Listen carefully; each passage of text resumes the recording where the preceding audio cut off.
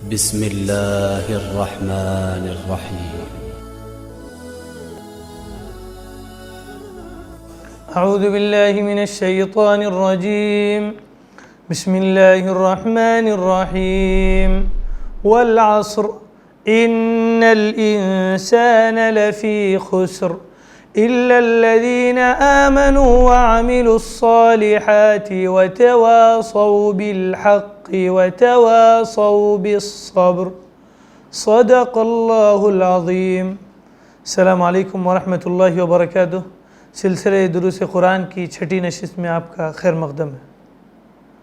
آج ہم سورۃ العصر کا ترجمہ اور اس کی مختصر تفسیر سنیں گے. سورۃ العصر یہ سورہ ایسی سورہ ہے جس کے بارے میں امام شافعی رحمۃ اللہ علیہ کا قول ہے کہ یہ سورہ اگر انسان اس کو غور کرے تو اسے کفایت کر جائے. دراصل قرآن مجید جس کی طرف رہنمائی کرتا ہے وہ ہے صراط مستقیم.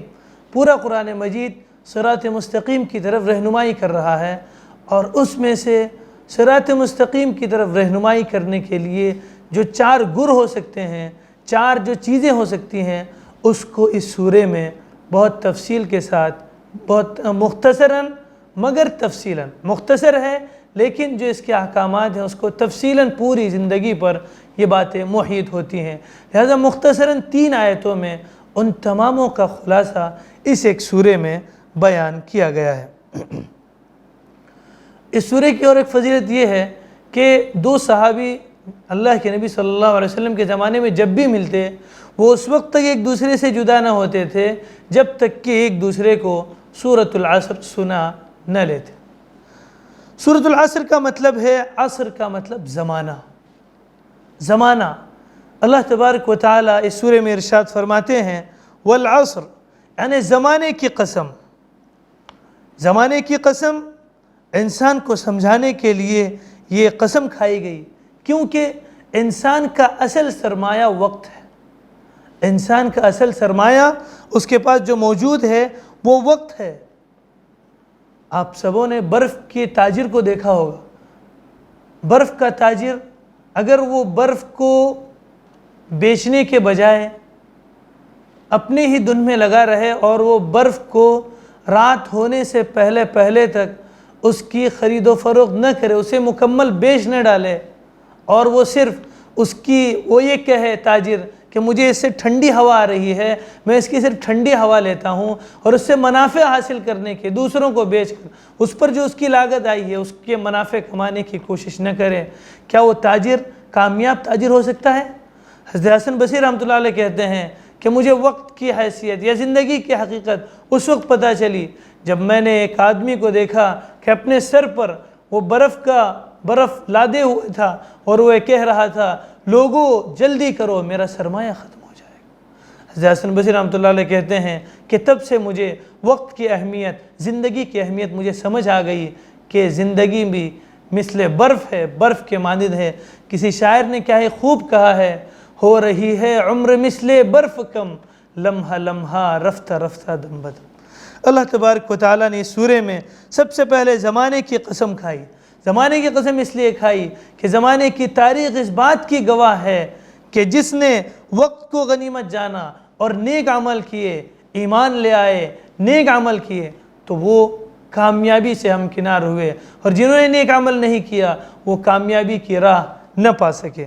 والعصر، زمانے کی قسم اس لیے بھی کھائی گئی کیونکہ انسان کا جو اصل سرمایہ ہی وقت ہے، اور وقت سے آدمی اس کو غفلت میں نہ گزارے. وقت کی قسم اس لیے بھی کھائی گئی کیونکہ تاریخ شاہد ہے، تاریخ گواہ ہے، جو بھی لوگوں نے اس وقت کو غنیمت جانا وہ کامیابی سے ہمکنار ہوئے. آگے اللہ تبارک و تعالیٰ ارشاد فرماتے ہیں ان الانسان لفی خسر، انسان در حقیقت بڑے گھاٹے میں. اس کی استثناء کی گئی، الگ کیا گیا ان انسانوں کو اگلی آیت میں الا الذین آمنوا وعملوا الصالحات وتواصوا بالحق وتواصوا بالصبر. اس آیت میں 2 چیزوں کی طرف توجہ دلائی گئی، ایک انفرادی زندگی کی طرف، دوسرے اجتماعی زندگی کی طرف. کیا مطلب اس کا ہے؟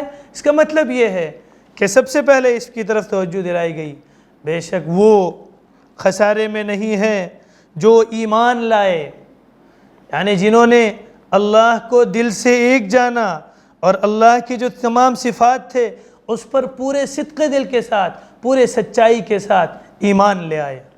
اور صرف ایمان لانا کافی نہیں ہے، ایمان کے ساتھ عمل صالح کیے، نیک عمل کیے۔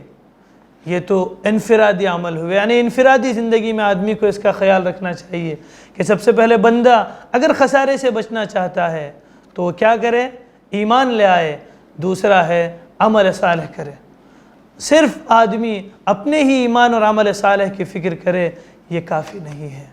سورت کا اگلا حصہ بتا رہا ہے، اجتماعی زندگی کی طرف ہمیں لے کر جا رہا ہے، اور اس میں دو چیزوں کی طرف ہماری رہنمائی کر رہا ہے۔ انفرادی زندگی میں دو چیزوں کا خیال رکھنا ہے، اجتماعی زندگی میں دو چیزوں کا خیال رکھنا ہے۔